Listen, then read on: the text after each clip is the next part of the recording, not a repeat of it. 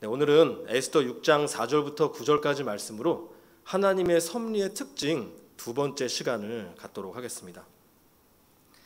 네, 지금까지 살아오시면서 우연히 어떤 일들이 딱 들어맞았던 신기한 경험들을 해보셨을 것 같습니다. 그런데 이 우연이란 어떤 상황이 뜻하지 않게 일어나서 그 원인을 정확히 알지 못할 때 쓰는 말입니다. 저희는 그럴 때 좋은 일이 생기면 운이 좋다라고 하거나 또 반대로 일이 자꾸 꼬이면 운이 나빴다라고 말하기도 합니다. 그런데 이 운이라고 하는 단어는요, 이 우주의 모든 물질이 순환하는 어떠한 그런 큰 흐름에서부터 삶의 소소한 부분까지 어떤 보이지 않는 흐름과 기운을 의미할 때 쓰는 말입니다. 이 종교가 있던 없던 대부분의 사람들은 이런 우연한 일들 뒤에 무언가 보이지 않는 특별한 힘이나 이 신의 손길이 있다고 본능적으로 느끼고 있는 것 같습니다.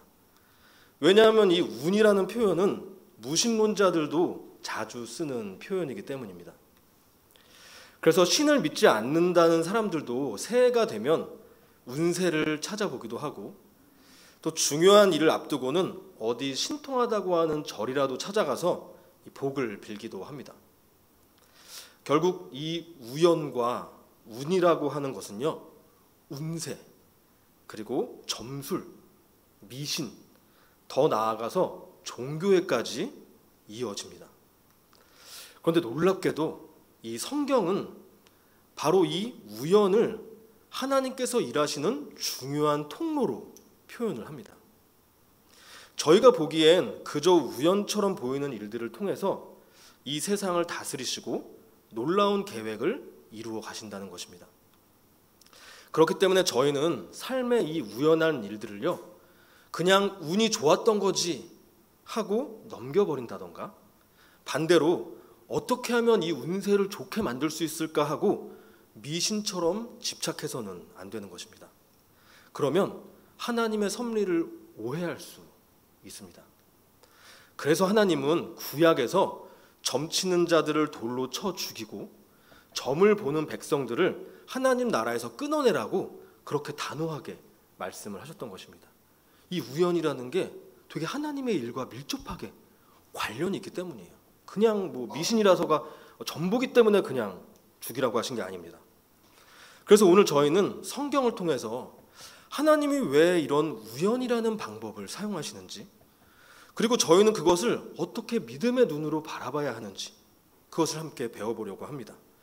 그래야지만 이 평범한 일상 속에서 섭리하시는 하나님을 올바르게 그리고 더 깊이 있게 경험을 할 수가 있기 때문입니다. 성경의 여러 책들 중에서도 이 에스더는 이런 하나님의 섭리를 가장 잘 보여주는데요, 특히나 오늘 본문인 6장에서 그 절정이라고 할 수가 있습니다. 오늘 말씀을 통해 그 신비하고 놀라운 은혜를 한번 발견해 보도록 하겠습니다. 그렇다면 하나님의 섭리의 특징 첫 번째는 무엇일까요? 우연을 통해 은혜를 베푸십니다. 4절과 5절 말씀을 제가 다시 읽어보겠습니다. 왕이 이르되 누가 뜰에 있느냐 하매 마침 하만이 자기가 세운 나무에 모르드게를 달기를 왕께 구하고자 하여 왕궁 바깥틀에 이른지라. 측근 신하들이 아뢰되 하만이 뜰에 섰나이다 하니 왕이 이르되 들어오게 하라 하니. 이 왕은 하나님의 우연한 섭리로 이 모르드게에 잊혀졌던 공로와 은혜를 기억하고 이 보상을 해주기 위해 사람을 찾기 시작한 것입니다. 그런데 이 잠을 자야 하는 늦은 시간이었는데요, 그때 마침 하만이 도착을 한 것입니다. 여기서 그때 마침이라는 말은 신기하게도 우연한 상황들이 하나님의 목적에 맞물렸다는 표현입니다. 이 에스더서에서는요, 오늘의 이 일 말고도 그런 우연히 일어나는 일들이 되게 많이 일어납니다. 와스디 왕후가 폐위될 때 마침 에스더가 가장 아름다운 때이면서도 미혼이었고, 그때 마침 지혜롭고 순종적인 에스더를 알아보고 호의를 베풀어주는 선한 궁정 관리도 있었고요. 그 믿음 좋은 에스더가 죽을 수밖에 없다고 하면서 왕에게 나아갔는데 그때 마침 왕이 은혜를 베풀어 줬고요. 잔치 전날에 그때 마침 왕이 잠이 안 왔고요. 또 많은 책들 가운데 그때 마침 궁중일기를 읽고 싶어졌고, 또 그때 마침 모르드게에 대한 부분을 읽은 것입니다. 더 오래된 일들을 읽을 수도 있었거든요. 이런 신기하고도 우연한 일들이 하나님의 이름이 하나도 보이지 않는 것과 이렇게 딱 맞물리면서요, 눈에 보이지 않는 하나님이 이 우연을 통해 구원의 은혜를 베푸신다는 것을 이 에스더서 전체가 보여주고 있는 것입니다. 오늘 본문에서도 하나님은 이 왕과 하만의 이 우연한 만남을 통해 모르드게와 백성들에게 은혜를 베풀기 시작한 것이죠. 결국 구원의 은혜가 무엇인가요? 저희가 지난 시간에 봤던 오늘의 앞부분, 안 풀리던 일들이 갑자기 잘 풀리고 원하던 일들이 막 이루어지고 막 그런 것이 아니라 잊혀졌던 하나님의 은혜를 기억하고, 그렇게 하나님을 잊고서도 내가 잘 살고 있다라고 그 교만했던 죄를 깨닫고 회개해서 하나님과 이웃과 올바른 관계를 맺게 되는 것입니다. 자, 그런데요, 아무리 하나님께서 이렇게 은혜를 베풀어 주신다고 하실지라도 이렇게 우연한 방법으로 섭리하시는 것의 가장 큰 특징이 하나님이 보이지가 않으신다는 것입니다. 그래서 이 인생의 어떤 상황들과 결과들이 누가 낸 건지 애매할 때가 사실 많아요. 이 구원의 결과가 모르드게가 애통해하며 기도를 했기 때문일까요? 아니면 에스더가 희생을 했기 때문일까요? 아니면 하나님이 섭리를 해주셨기 때문일까요? 아니면 이런 하나님과 사람들의 협력의 결과일까요? 아니면 오직 하나님의 은혜의 결과일까요? 이게 지금도 신학적인 논쟁이 되기 때문에 이걸로 교파와 교단이 갈라지기까지 하는 것입니다. 그런데 하나님은 이렇게 믿는 사람들까지도 헷갈리게 왜 굳이 우연을 통해 섭리를 하시는 것일까요? 저희도 종종 그런 말들을 하잖아요. 애들도 그렇고. 아니, 하나님이 딱 나타나셔가지고 딱 확실하게 딱 하면 믿지 않는 사람들도 다 잘 믿을 것 같은데 왜 이렇게 안 보이시고 이렇게 우연을 통해서 보일랑 말랑 이렇게 하시는 것인지. 여기에는 중요한 세 가지 이유가 있습니다. 첫 번째는 하나님이 눈에 보이시며 일하시면요, 죄인들은 오히려 믿음으로 반응하기가 어렵습니다. 저희가 항상 은혜가 충만하고 항상 순종하고 항상 하나님 나라만을 위해 살아가나요? 저도 그러지를 못합니다. 그런데 그런 인생의 과정 가운데 하나님이 눈에 보이시면요, 처음에는 좋을 수가 있겠죠. 와, 하나님이 보인다. 하나님이 나와 함께 하신다. 그런데 그렇게 10년, 20년, 30년이 되면요, 항상 선하신 하나님이 항상 함께 하신 게 부담스럽고 억눌림과 두려움 속에 살아가기가 쉽게 됩니다. 여러분들 한번 상상을 해보세요. 여자친구나 남자친구, 아니면 아내나 남편, 정말 사랑스러우시잖아요. 아닌가요? 그렇게 사랑스러운 분이 하루 종일 따라다니시며 나의 모든 일상들을 다 지켜봐 주시고 나의 생각까지도 다 아시고 잘못할 때마다 올바르게 행할 수 있도록 다 지적을 해주시고 그런 큰 은혜를 베풀어 주신다고 한다면 상상만 하셔도 행복하신가요? 특히나 불신자들은 하나님을 더 잘 모르기 때문에 오해가 더 심할 수가 있습니다. 그래서 하나님이 딱 보이시고 항상 함께 했으면 두려움으로 순종하는 척하는 종교인이 되거나 하나님의 이런 절대적인 능력만을 추종하는 광신도가 되기 쉽습니다. 하나님은 그런 믿음과 순종을 원하시는 게 아니시죠. 하나님이 보이시든 안 보이시든 인생의 모든 상황 가운데 하나님이 어떤 분이신지 알아가는 그런 인격적인 관계 속에서 믿음이 성장하는 것입니다. 하나님이 눈에 딱 보인다고 성장하는 게 아니라요. 그래서 하나님은 눈에 보이지 않는 우연을 통해 섭리하시는 것입니다.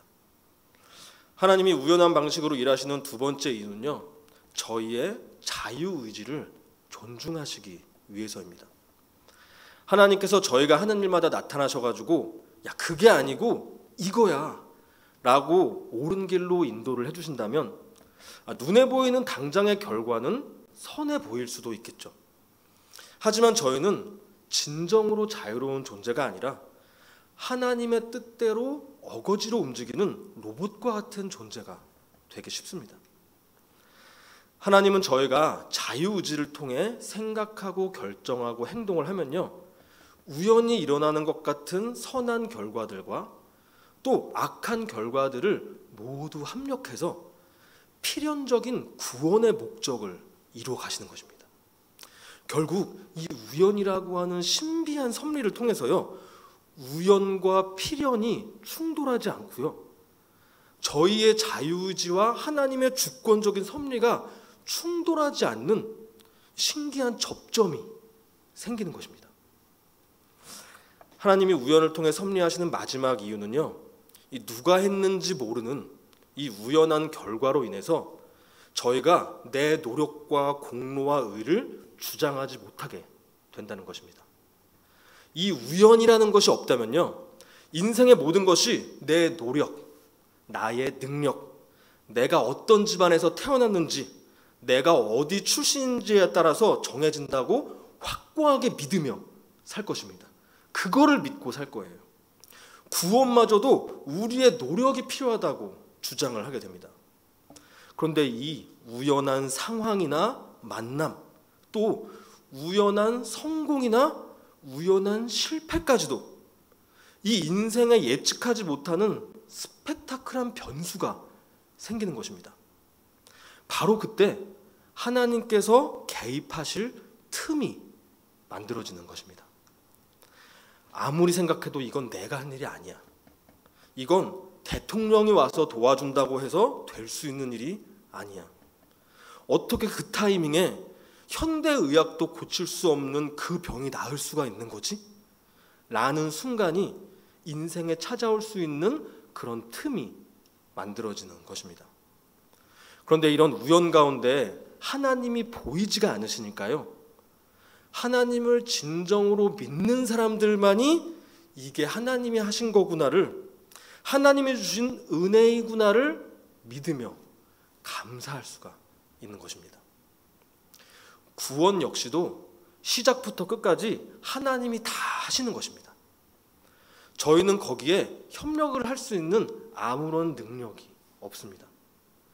저희는 하나님이 섭리하시고 결과가 나오는 그 과정 가운데 현실은 힘들지만 소망을 가지고 기다리고 감사하고 기뻐하고 찬양하는 반응으로 참여를 하면서 저희의 믿음이 성장을 하는 것입니다. 그래서 구원이든 믿음이든 순종이든 모두가 다 하나님의 선물이라고 말을 하는 것입니다. 결국 저희를 너무나 잘 아시는 이 하나님이요, 저희에게 그 모든 은혜를 베풀어 주시기 위해 그 우연을 섭리의 통로로 활용을 하시는 것입니다. 저와 아내는 최근에 이렇게 우연을 통해 은혜를 베풀어 주시는 하나님의 섭리를 경험하면서 참 신기하면서 몇 시간씩 며칠 동안이나 나눔을 했던 경험이 있습니다. 저와 아내가 이 주일에 예배를 끝나고 이 판교에 있는 처제네 카페에 화분을 전해주기 위해 들렀다가 집에 돌아가는 길이었습니다. 갑자기 처제에게 전화가 오더니 지금 라디오에서 예전에 저희 교회에서 사역하셨던 이선영 전도사님이 라디오에 나오니까 틀어보라고 전화가 온 것입니다. 그래서 라디오를 틀어봤더니 진짜로 이선영 전도사님이 이 아이들을 위한 이런 구연동화 같은 라디오 설교를 하고 계시더라고요. 뭐 잘 하기도 하셨지만 오랜만에 목소리를 들어서 되게 반가웠습니다. 그런데 같이 타고 계셨던 장모님이 이 이선영 도사님이 누구셨는지 기억이 잘 안 난다고 하시는 거예요. 그래서 저희 아내가 검색을 막 해봤더니 지금 사역하고 계신 교회에 등록된 사진이 나온 거예요. 그 사진을 보여드렸습니다. 근데 아내가 무심코 화면을 이렇게 쓱 하고 올려봤는데 이 담임 목사님이 아내가 청년이었을 때 이 말씀 묵상과 기도에 대해서 정말 열정을 다해서 가르쳐 주셨던 청년부 목사님이셨던 거예요. 되게 오랫동안 연락을 못했었던. 아내는 그 목사님의 사모님과도 나이 차이가 얼마 안 나가지고 언니처럼 되게 친하게 지냈었거든요. 그래서 아내는 반가워서 바로 그 목사님께 연락을 드렸습니다. 그랬더니 그분도 반가워하시면서 마침 올해 4월에 그 교회 담임 목사로 부임해서 얼마 전에 감사 예배를 드렸다는 거예요. 그러니까 몇 개월이 안 됐던 것이죠. 그런데 그 교회가 또 저희 교회랑 가까운 곳에 있어가지고 조만간에 한번 만나 뵙기로 했고, 또 신기한 게 김일순 목사님하고도 친분이 있으신, 저희 교회도 자주 오셨던 그 계명교회 박태양 목사님의 모교회였다는 사실도 알게 됐습니다. 그러니까 되게 뭐가 연관이 많은 교회였던 거예요. 그런데 또 이선영 도사님이 되게 뒤늦게 결혼을 하셨거든요. 근데 그 남편 목사님은 그 교회에서 굉장히 오랫동안 사역을 하셨고 지금도 그 부부가 같이 사역을 하고 계시는 거예요. 그래서 그 담임 목사님 만나러 갈 때 그분들도 다 만나러 가면 되겠다라고 얘기를 하면서 저 정말 신기하다 하면서 아내가 그 청년부 때 그 목사님이랑 열심히 신앙생활 했었던 그 이야기를 하면서 집으로 돌아갔습니다. 그런데 다음날 아침에 아내가 잠에서 깨자마자 새벽에 저에게 이런 이야기를 하는 거예요. 자기가 청년 때는 그렇게 열심히 교회 봉사하고 교회에서 사는 것처럼 지내고 말씀 공부하고 뜨겁게 기도도 하고 그랬는데 지금은 그 은혜를 잊고 지내는 것 같다고요. 제가 평소에 그렇게 하고 싶었던 말이었는데 아내가 먼저 그 얘기를 해주셨습니다. 제가 먼저 했었으면 니나 잘해라고 하셨겠죠. 물론 지금 유치부를 섬기고 있고 아이들도 사랑스럽고 아이들과 부모님을 위해 기도를 하고 있지만 이 하늘사랑교회 유치부가 하나님 나라라고 하는 큰 그림 안에서 어떤 비전을 가지고 가야 하는지에 대해서는 기도하지 않는 자신을 깨닫게 됐다는 거예요. 왜냐하면 그 목사님이 그렇게나 지금 삶에 매몰돼 가지고 내 유익이나 아이들이나 부모님들의 당장의 유익을 위해서 기도하는 것이 아니라 하나님 나라라는 큰 비전을 바라보며 기도하는 법을 가르쳐 주셨던 때가 기억이 나니까 지금의 자신을 돌아볼 수가 있게 되었다는 것이에요. 그래서 제가 아내에게 말했습니다. 정말 신기하다. 지금 내가 주일 설교 준비하고 있는 말씀이 딱 이거다. 하나님이 우연을 통해 섭리하셔가지고 잊혀졌던 하나님의 은혜를 기억나게 하시고 그걸 잊고 교만하게 살았던 모습을 회개하게 하신다고. 그래서 지금 당장 회개해야 된다라고 말하진 않았습니다. 저는 되게 감사했죠. 이거 말로 한다. 아무리 목사님의 아내라고 해도 말로 이렇게 가르친다고 해서 되는 일이 진짜로 아니거든요. 10년을 기다린 거죠. 하나님이 이때 마침 이런 우연한 상황을 통해서 제 아내에게도 은혜를 주셔서 기도의 올바른 방향을 회복해 주시고 저에게도 딱 맞는 이 살아있는 예화를 주신 것 같다고 하면서 신나게 이야기를 했습니다. 이 아내와 함께 말씀에 대한 이야기뿐만이 아니라 이렇게 일상의 삶 속에서 라이브로 하나님이 섭리하시는 것을 함께 발견하고 옛날에 있었던 그런 은혜를 나누고 감사하고 기뻐하며 대화를 하는 것, 정말 귀한 일이잖아요. 그런데 진짜 신기한 것은요, 처음에 이 처제네 카페에 줄여가려고 했던 그 화분 있잖아요. 그거는요 또 그때 마침 장모님 아파트에서 누가 이사를 가면서 버리고 간 것이었거든요. 그때 마침. 그런데 처제가 카페 꾸미는데 진짜 민감해요. 자기만의 스타일이 있고 그 전체적인 그 느낌이 다 맞아 떨어져야 됩니다. 예. 그런데 제 생각에는 마음에 안 들 확률이 더 높다고 생각을 했습니다. 마치 에스더가 왕 앞에 나가면 죽는다고 생각했던 것처럼 이거 반드시 가져가면은 욕먹고 버립니다. 그런데 딱 사진을 보내보니까 이게 마침 마음에 들었던 거예요. 그게 마침 처제가 좋아하는 풀이었던 거예요. 그런데 그 화분 아내는요, 이 교회 주차장에서 처제네 차에 그냥 옮겨만 주라고 했어요. 아내가 일하느라 피곤하니까 뭐 카페에 가져다 두고 막 그러는 거 하지 말고 그냥 옮겨만 주자. 그런데 저희 차는 커서 괜찮지만 이 처제의 차에 실으면 뒤에 탄 아이들이 좀 불편할 것 같다는 생각이 아침에 교회 가는 길에 우연히 들게 돼서 가까우니까 잠깐 들렀다 가자고 아내에게 얘기를 해서 허락을 간신히 받아가지고 갔던 것이거든요. 근데 그날따라 마침 또 제가 피곤했는지 카페 의자에서 2시간을 잤습니다. 제가 그 카페에서 잠을 잔 게 처음이에요. 2시간을 잤는데 가족들이 저를 막 어디서 이렇게 오래 자냐고 막 깨우지 않고 제가 일어날 때까지 놀며 이야기하며 기다렸던 거예요. 그래서 사실 평소에 움직이지 않던 시간대에 차로 이동을 하게 됐고 그때 마침 처제네가 라디오를 틀면서 저희에게 연락을 했던 것입니다. 요즘 이 시대에 사실 차가 아니면 어디서 라디오를 듣겠어요.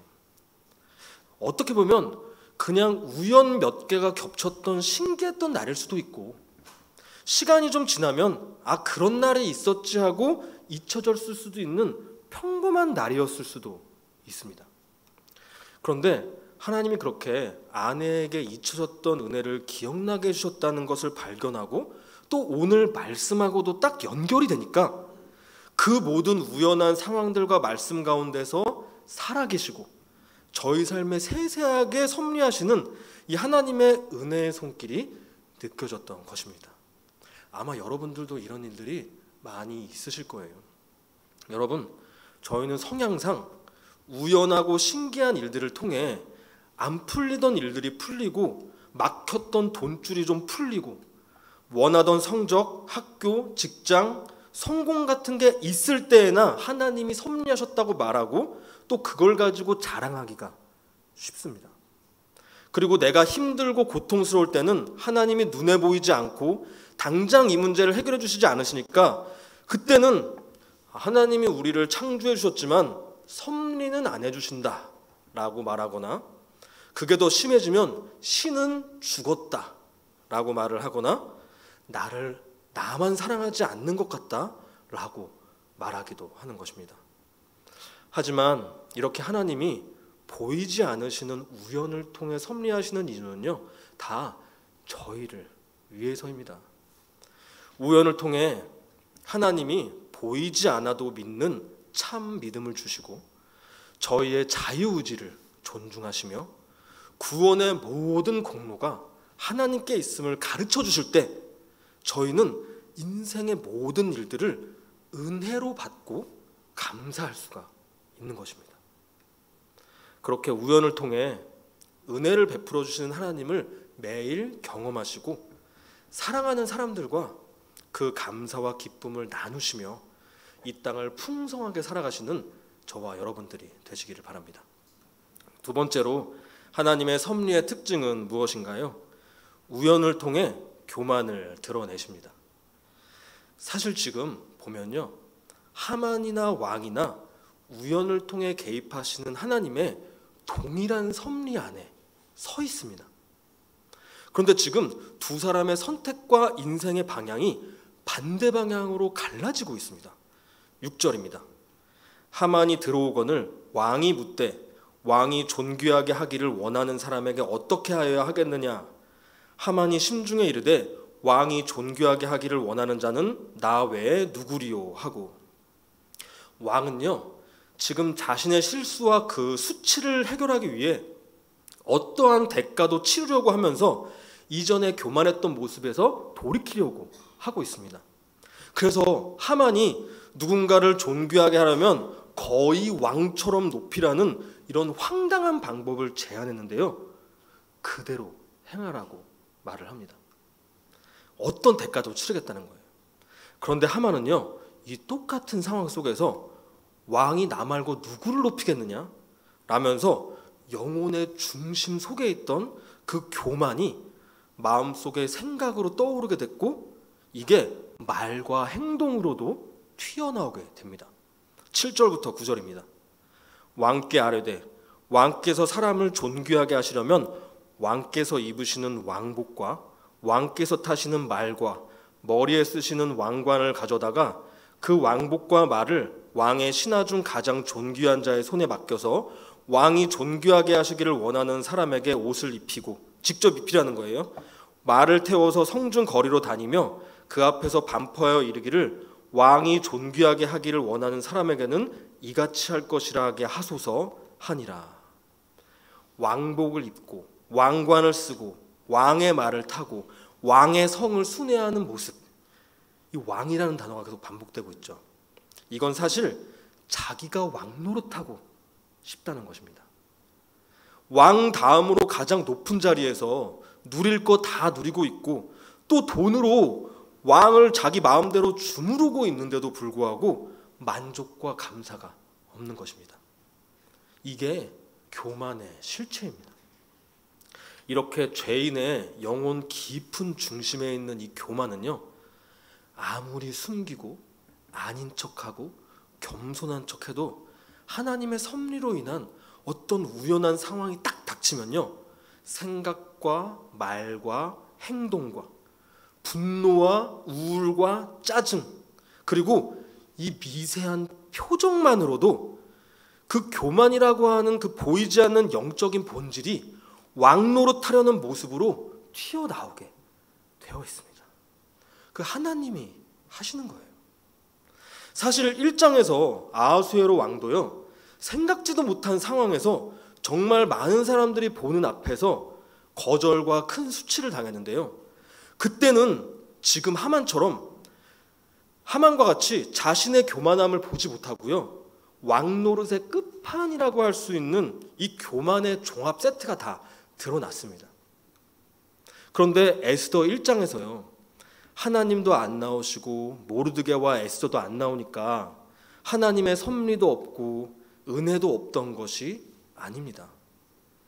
사실 그때는 아무도 몰랐지만 미래에 있을 일들을 위해 에스더의 자리를 만들고 계시는 은혜의 섭리를 하고 계셨던 것입니다. 그런데 왕뿐만이 아니라 그 모든 등장인물들도 하나님의 그 은혜로운 섭리 속에 동일하게 서 있었지만 그들에게는 은혜가 베풀어지질 않으니까 자기의 교만을 왕노릇하는 모습으로 분출하며 관계의 파괴와 인생의 고통만이 있는 가운데 에스더의 자리를 만드는 도구로만 사용이 되었던 것입니다. 그렇다면 왜 하나님의 섭리가 똑같은 우연한 사건을 통해 일어났을 때 누군가는 교만에서 돌이키고 누구는 교만을 쏟아내는 것일까요? 그것은 하나님이 그 섭리를 통해 은혜를 베풀어 주시는지 아니면 은혜를 잊고 살도록 그대로 두시는지에 달려 있습니다. 하나님은 원래 모든 사람들에게 동일한 은혜를 베풀어 주셨습니다. 이 아름다운 세상을 창조해 주시고 특히나 사람을 하나님의 형상을 담게 만들어 주시고 하나님의 영을 저희에게 불어넣어 주시고 함께 거닐며 동행해 주시고 온 세상을 다스릴 권한을 주셨다는 건요, 그것만으로도 갚을 수 없는 은혜입니다. 그런데 아담과 하와 때부터 지금까지 그 은혜를 잊고 교만한 삶을 살고 있는 것입니다.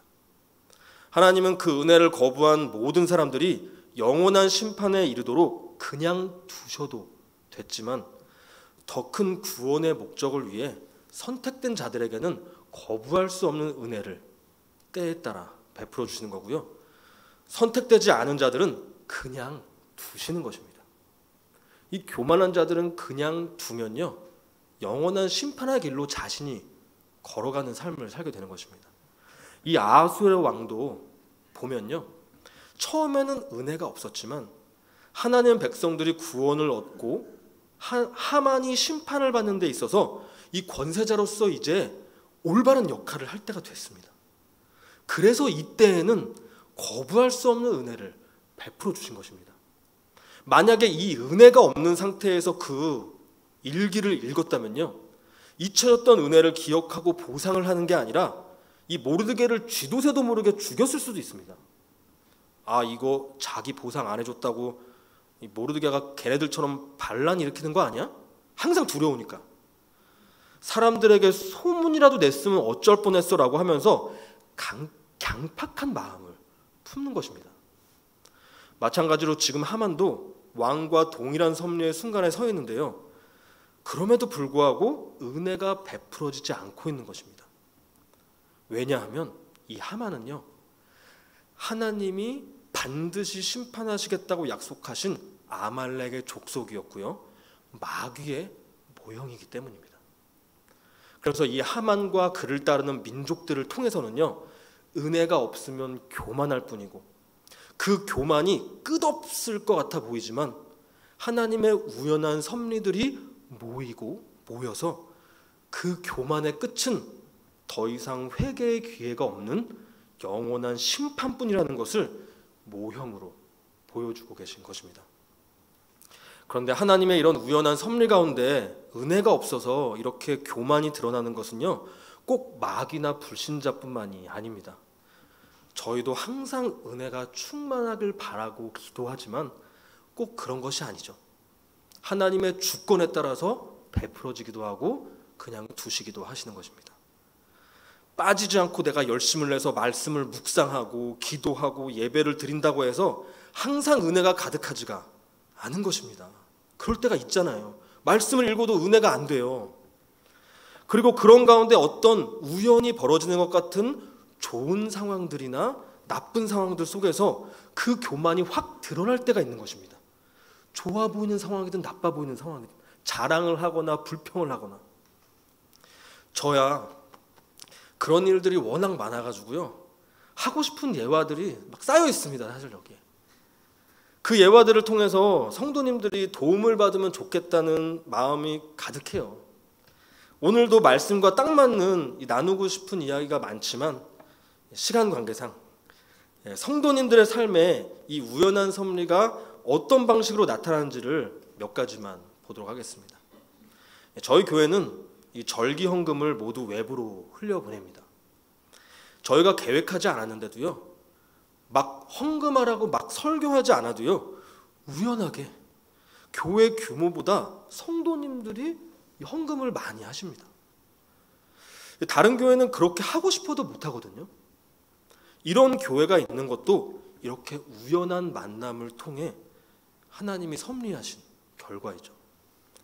그리고 그 헌금들을 기도하며 필요한 곳에 보내면요, 우연하게도 그곳에서도 그 금액이 필요한 만큼 딱 맞는 경우들이 있습니다. 그런 얘기들을 들으면요, 참 신기하고 감사하죠. 와, 이것도 하나님이 하신 것이구나. 하나님이 마음을 주셔서 보낸 것이구나. 그런데 이런 하나님의 신기하고 우연한 섭리 가운데 저희가 우리는 절기 헌금을 많이 모으고 우리를 위해 사용하지 않고 다 흘려보낸다는 그 사실에 집중을 하면요, 저희는 어느새 하나님의 은혜를 잊고 교만한 모습을 보이게 됩니다. 그렇게 좋은 일인데도 불구하고요. 그래서 그러지 않는 다른 교회를 비난하거나 나를 자랑하게 되고, 또 이런 나와 교회를 인정하지 않는 누군가를 보게 되면 분노하거나 그 사람을 폄하하게 되기까지 하는 것입니다. 결국 저희가 이 우연한 섭리 속에 집중해야 할 것은 저희의 어떤 행위들이 아니라 모든 것이 하나님의 은혜라는 사실입니다. 혹은 내가 그 사실을 가지고 교만한 모습이 드러났었다면 하나님의 은혜를 잊고 강팍하게 왕노릇하던 것에 대해 회개를 하는 것이죠. 성도 여러분들의 일상생활 가운데서도 마찬가지 원리가 적용됩니다. 저희는 성향상 우연히 좋은 일들이 일어날 때에만 하나님이 하셨다고 말하기가 정말 쉽습니다. 안 좋은 일들이 일어난 것은 숨기거나 남 탓을 하기가 쉽습니다.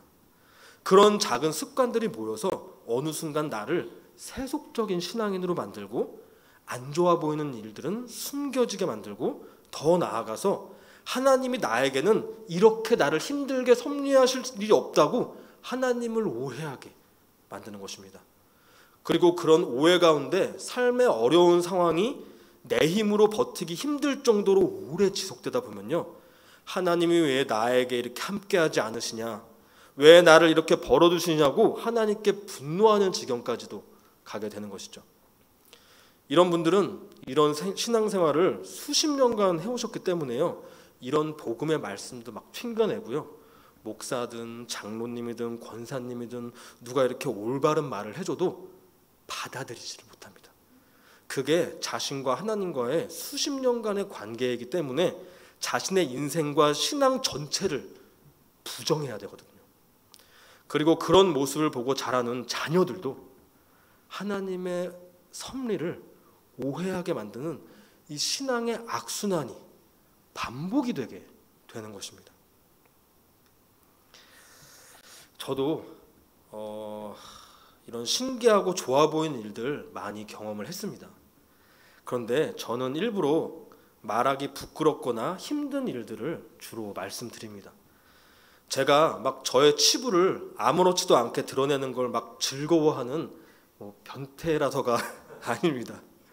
하나님이 이렇게도 섭리하신다는 사실을 더 많이 말씀드려서 신앙의 균형을 잡고 또 그런 일들을 나누는 게 부끄러운 일이 아니라 하나님이 섭리하시는 구원의 과정이라는 것을 익숙하게 만들어 드리고, 그런 어려운 상황 가운데 내 인생을 숨기고 억눌리는 것이 아니라 자유롭게 신앙생활을 하실 수 있도록 도와드리고자 하는 것이죠. 왜냐하면 저도 그것을 통해서 자유를 얻었으니까요. 여러분들, 오늘 말씀은 진짜 이 우연한 상황을 통해서 이 하나님이 은혜를 베풀어 주시던, 교만을 드러내 주시던, 이 정말 영적으로 건강하게 하나님의 섭리를 발견할 수 있는 그런 영적 민감성을 높여줄 수 있는 말씀입니다.